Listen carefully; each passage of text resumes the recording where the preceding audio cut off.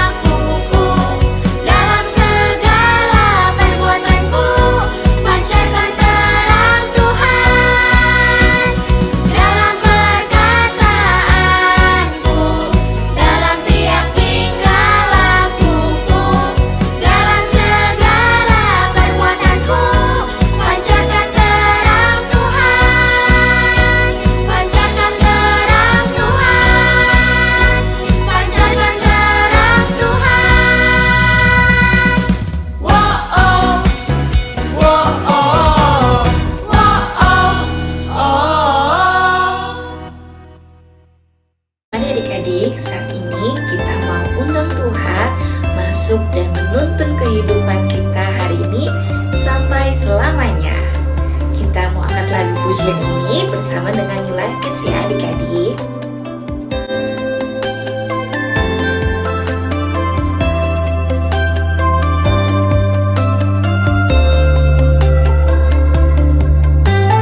Yesus masuk dalam hatiku, jadi raja di hidupku. Ku siap dengar firman-Mu yang ubahkan hatiku. Yesus masuk dalam hatiku, jadi raja di hidupku. Ku siap dengar firman-Mu yang ubahkan hatiku. Yesus, ku mengasihi-Mu, ku rindu akan firman-Mu. Terangi di setiap langkah hidupku, tuntunku dalam jalan-Mu.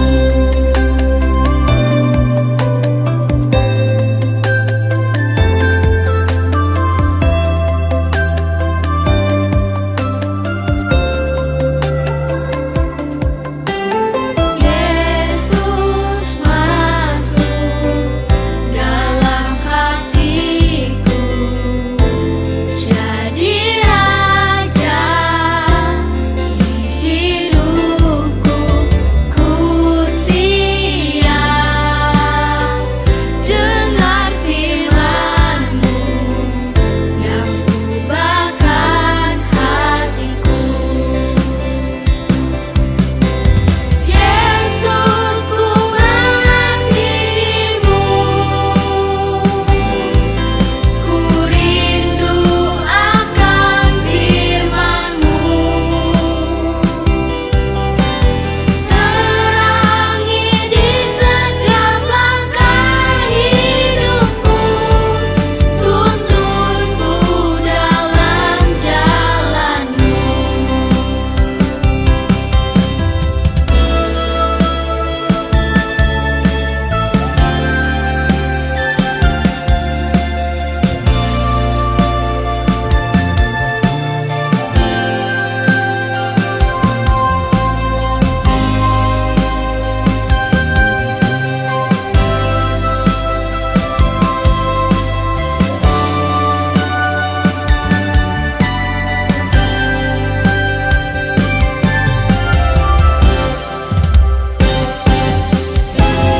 Yesus, ku mengasihi-Mu, ku rindu akan firman-Mu. Terangi di setiap langkah hidupku, tuntunku dalam jalan-Mu. Tuntunku dalam jalan-Mu. Hanya itu kita mengucap syukur Tuhan buat hari ini kalau Tuhan izinkan kami untuk bersama-sama beribadah, memuji dan menyembah nama Tuhan. Dan sekarang Tuhan kami mau membuka hati kami untuk belajar firman Tuhan. Kiranya Tuhan ajar kami untuk kami belajar menjadi semakin serupa dengan kehendak Tuhan, biar hidup kami diubahkan sehingga kami menjadi anak-anak yang semakin serupa, gambar, dan seturut dengan kehendak Tuhan. Terima kasih Tuhan Yesus, berkati kami semua. Haleluya. Amin. Oke adik-adik, hari ini Cicita mau cerita soal Paulus ya, Rasul Paulus. Nih adik-adik tahu kan ya kalau Paulus sama Barnabas itu mereka melakukan perjalanan yang jauh banget untuk menggambarkan firman Tuhan kepada banyak orang. Nah, ketika mereka mengabarkan firman Tuhan itu adik-adik, mereka mengalami banget banyak hal yang luar biasa, dari yang menyenangkan, dari mukjizat sampai hal-hal yang susah, yang menyulitkan gitu ya.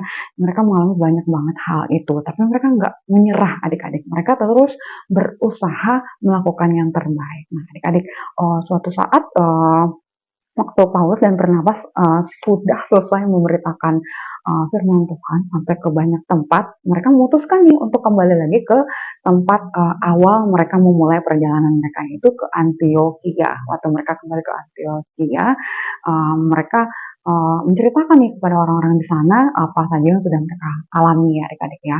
Terus Paulus ingin melanjutkan lagi perjalanan ke tempat lain, di mana dia pernah juga mengabarkan tentang berita keselamatan, tentang Tuhan Yesus.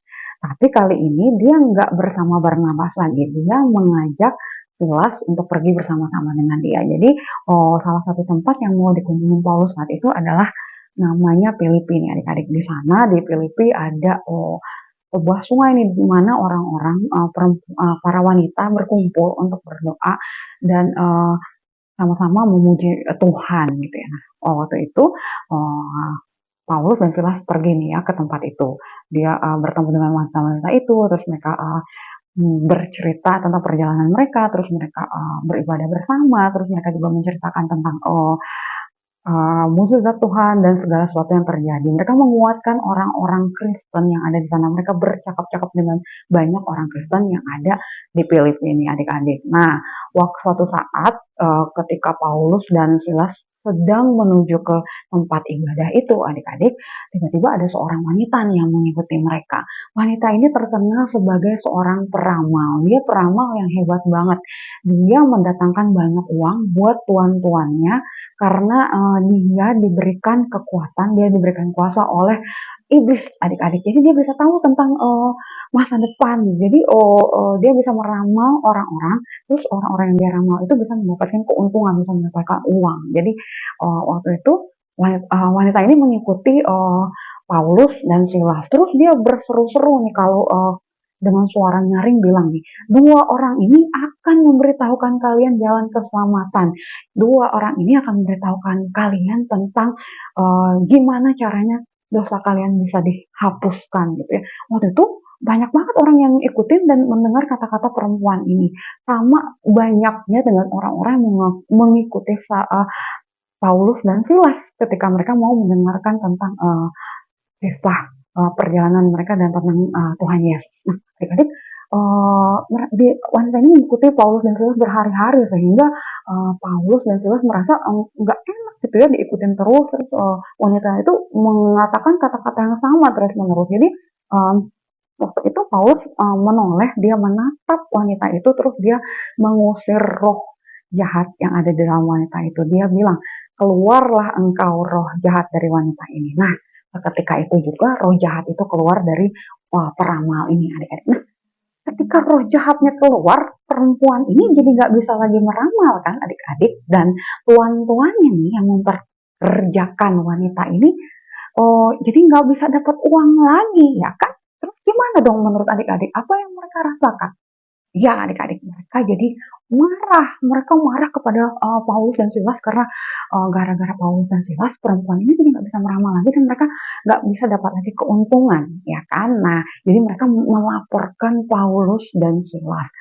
Jadi kepada orang yang berkuasa saat itu. Nah, Paulus dan Silas akhirnya ditangkap. Terus mereka orang-orang ini nih yang melaporkan Paulus dan Silas bilang mereka mengancam kehidupan kita. Mereka adalah orang-orang yang membuat keributan. Mereka harus dihukum gitu ya.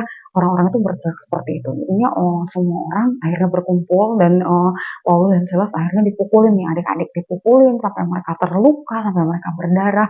Terus nggak cuma sampai di situ, mereka juga dimasukkan ke dalam penjara, adik-adik.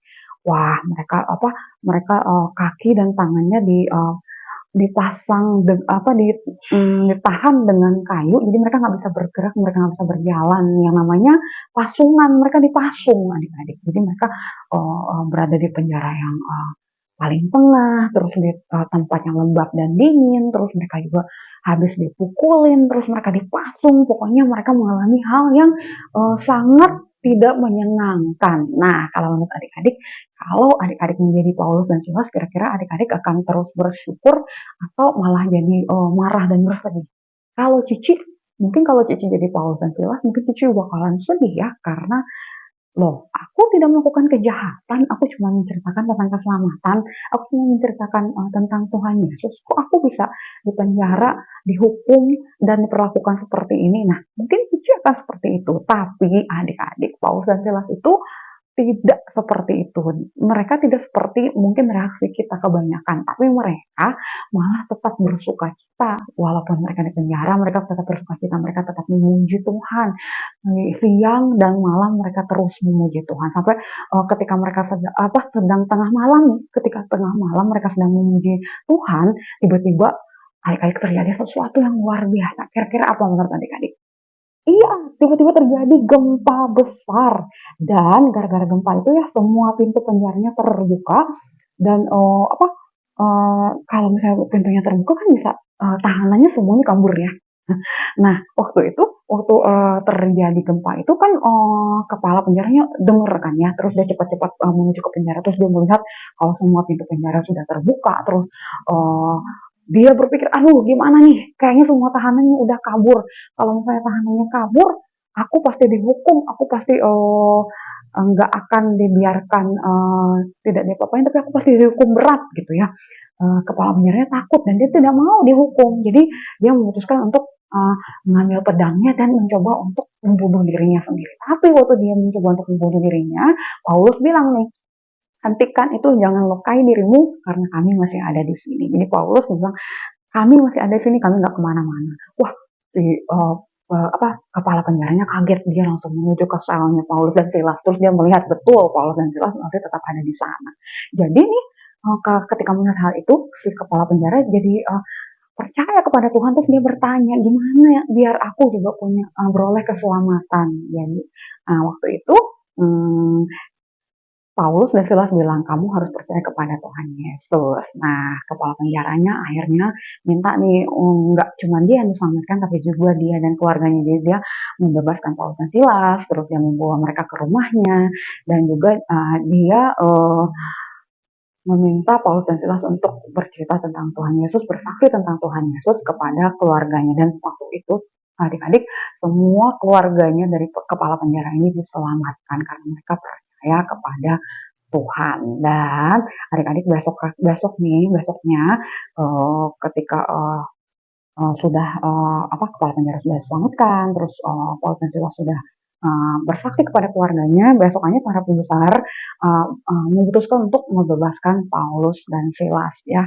Jadi Paulus dan Silas akhirnya tidak dipenjara lagi, tapi mereka sudah dibebaskan. Nah, adik-adik, kalau kita melihat Paulus dan Silas, mereka kan mengalami begitu hal yang begitu tidak menyenangkan ya kan. Mereka dihukum padahal mereka tidak bersalah, mereka dipukuli, mereka dipenjara, terus mereka diperlakukan seperti penjahat, padahal mereka tidak melakukan kejahatan, tapi mereka diperlakukan dengan tidak adil. Tapi mereka tetap memilih untuk bersuka cita, mereka tetap memilih untuk nggak marah-marah dan berkeluh kesah, tapi mereka memilih untuk tetap bersuka cita. Nah, sama nih adik-adik, Tuhan juga mau agar kita semua untuk terus memilih bersuka cita dalam keadaan apapun yang kita alami. Mungkin kalau sekarang adik-adik sedang merasa sedih atau merasa ada sesuatu masalah yang terjadi, terus adik-adik nggak bisa bersuka cita, adik-adik harus bisa mendengar firman hari ini dan coba deh adik-adik terus bersuka cita, terus memuji Tuhan, terus berdoa, terus baca Alkitab, dan adik-adik akan menemukan sukacita dan adik-adik akan dihiburkan oleh Tuhan. Nah, ketika adik-adik bersukacita, adik-adik dapat kekuatan yang baru, terus adik-adik bisa menghadapi masalah apapun yang adik-adik alamin. Ya, oke, kalau gitu kita mau masuk ke ayat hafalan kita hari ini. Shalom teman-teman, ayat hafalan kita minggu ini adalah Filipi 4 ayat 3. Bersukacitalah senantiasa dalam Tuhan. Sekali lagi aku katakan, bersukacitalah. Kita ulangi sekali lagi. hati yuk. Filipi 4 ayat 3. Bersukacitalah senantiasa dalam Tuhan. Sekali lagi ku katakan, bersukacitalah. Kita hafalin dan kita simpan dalam hati yuk. Tuhan Yesus memberkati.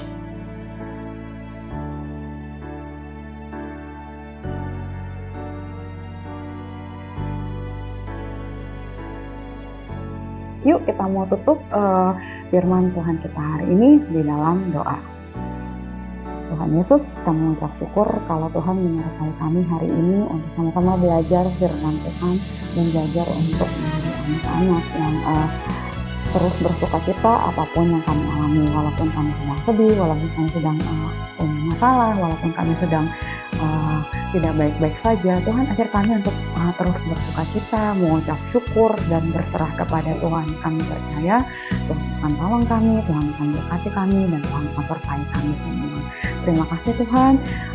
Ini kami mau menyenangkan hati Tuhan. Terima kasih. Dalam nama Tuhan Yesus kami berdoa dan mengucap syukur. Haleluya. Amin. Sampai ketemu lagi adik-adik. Tuhan Yesus memberkati.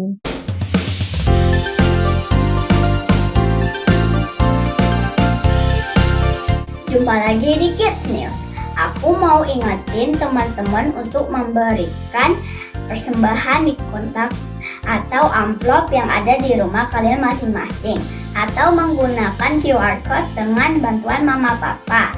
Dan ini adalah nomor WA untuk teman-teman dapat memberikan kesaksian atau minta didoakan. Jangan lupa follow Instagram dan Facebook Live Kids, serta subscribe YouTube channel Live Kids ya teman-teman. Bagi mama papa yang belum tergabung di WA group kelas Live Kids, yuk segera menghubungi Live Kids. Dan aku juga mau ajak teman-teman untuk beribadah secara onsite Live Kids di gereja kalau kalian dalam keadaan sehat ya. Sekian Kids News hari ini. God bless you. Halo adik-adik Live Kids, Cici Koko mengajak adik-adik beribadah Live Kids secara onsite di jam-jam yang ada dan dipastikan adik-adik berkeadaan sehat ya. Dan mulai bulan Juni 2024, ibadah onsite Live Kids selain diadakan di GSC Bethlehem Surya Kencana di jam 8, jam 11, dan jam 5 sore, juga diadakan di The Central Sentul pada hari Minggu jam 8 pagi dan di C4 Tunas Harapan di hari Sabtu jam 5 sore. Untuk info lebih lanjut, kalian bisa menghubungi nomor Live Kids di bawah ini ya. Sistem transaksi kehadiran adik-adik di ibadah onsite di 3 tempat ini menggunakan kartu absen.